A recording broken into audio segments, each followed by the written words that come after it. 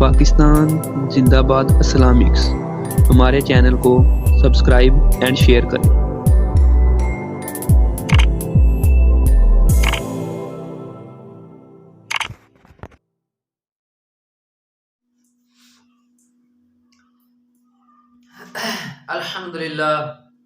الحمدللہ وکفا وسلام علی عباد اللہ الذین اصطفی،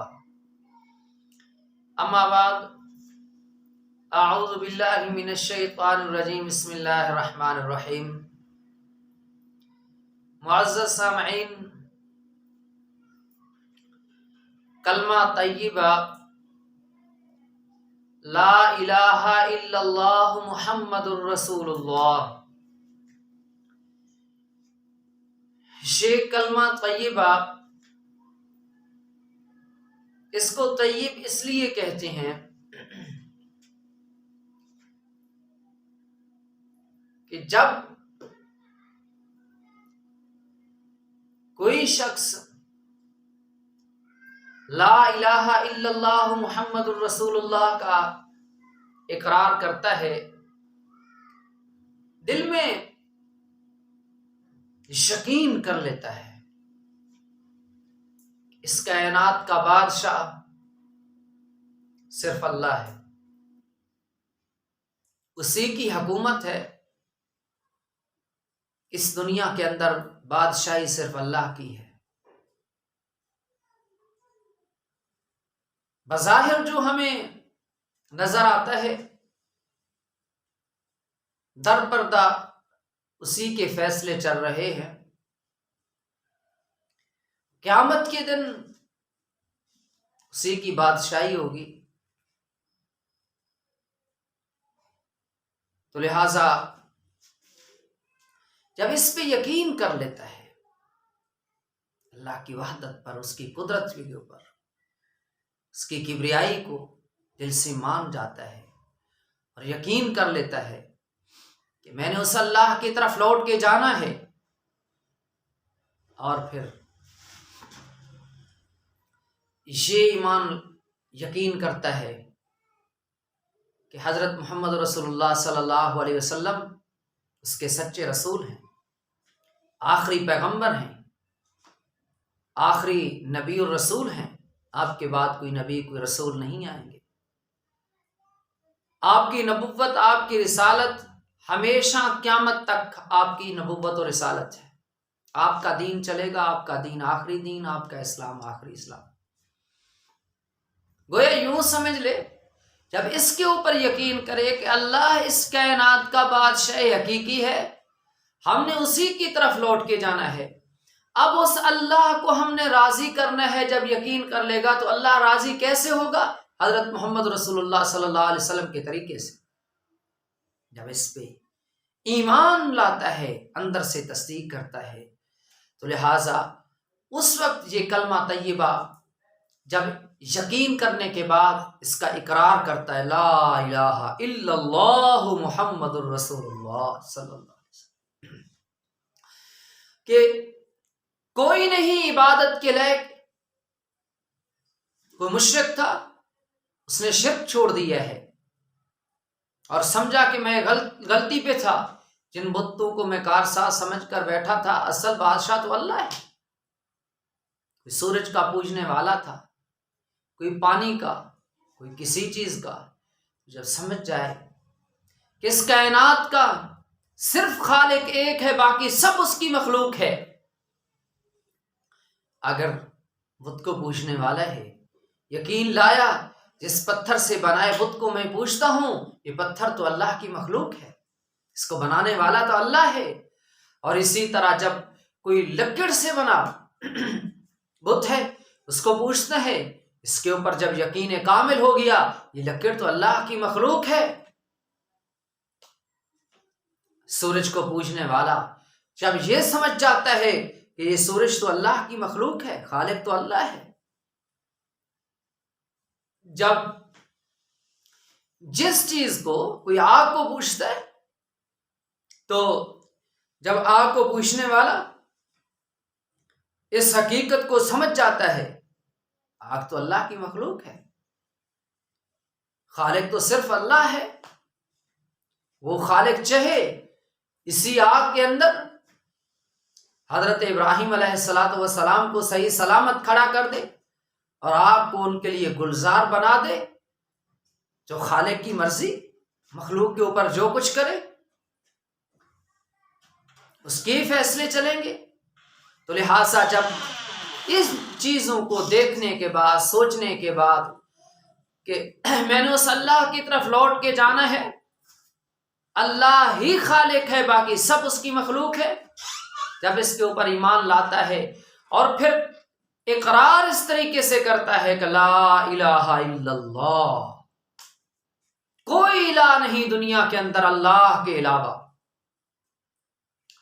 کوئی نہیں معبود اللہ کے علاوہ، کوئی نہیں جس کی میں عبادت کروں، صرف اللہ ہے جس کی عبادت کی جائے،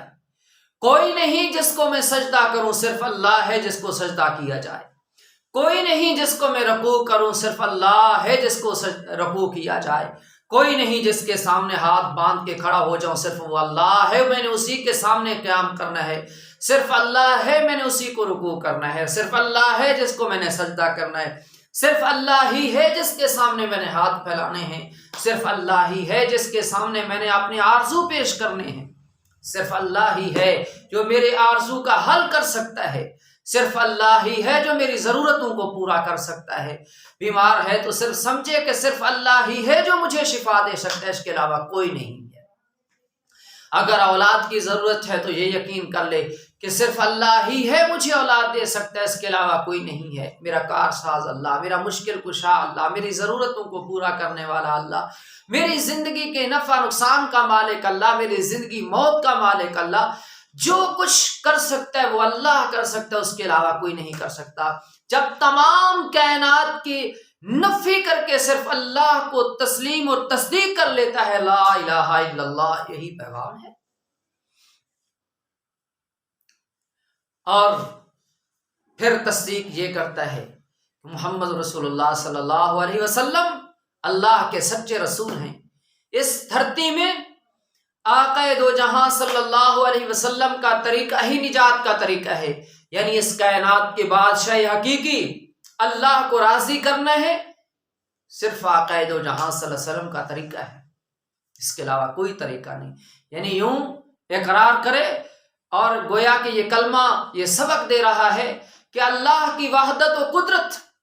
اس کائنات میں، اس کی وحدت و قدرت میں، اس کی کبریائی میں، اس کی طاقت میں، اس کے فیصلوں میں، اس کے ارادوں میں، اس کے فیصلوں کے اندر کوئی کسی کا کچھ دخل نہیں ہے. وہی جو کچھ چاہتا ہے کرتا ہے، وہ جو فیصلے کرتا ہے دنیا میں وہی ہوتا ہے. جو ہمیں ہوتا نظر آتا ہے اس کے پیچھے بھی اللہ کا ہاتھ، اللہ کا فیصلہ ہے. اللہ جو چاہتا ہے کائنات کے اندر وہی کچھ ہوتا ہے.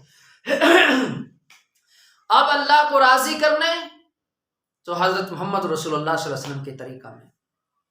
معزز سامعین، یہ ہے کلمہ طیبہ کا مختصر خلاصہ. اور پھر شاد رکھیں جو اتنا بڑا اللہ ہے اس کا ذکر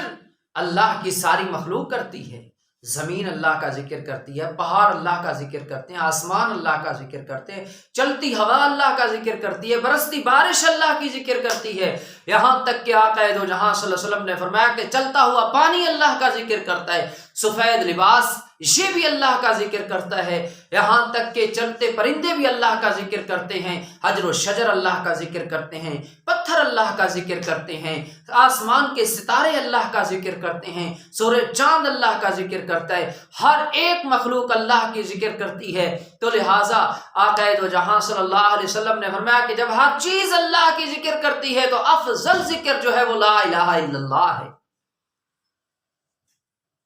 افضل ترین ذکر.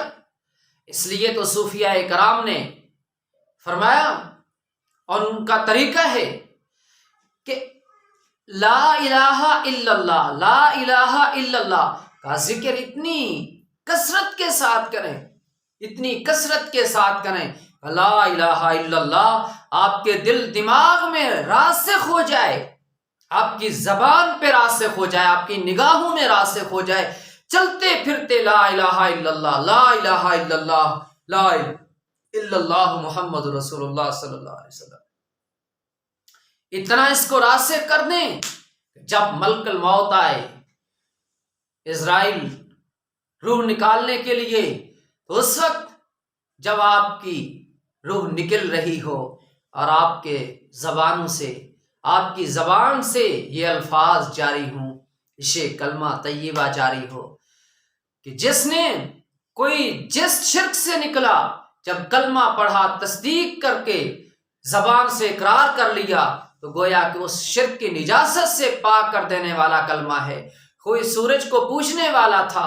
اس گویا کہ اس نے جب کلمہ پڑھا تو اللہ نے کلمے کی برکت سے اس کو پاک کر دیا ہے، نجاست شرک سے اس کو پاک کر دیا ہے۔ کوئی آگ کو پوجنے والا تھا، تو جب اس نے اس کو چھوڑ کر اللہ کی وحدت و قدرت کو، اپنا مالک ملک، اس کائنات کا بادشاہ، اس کائنات پہ حکومت اللہ کی کو تسلیم کر لیتا ہے، تو اس وقت گویا کہ جب یہ کلمہ پڑھتا ہے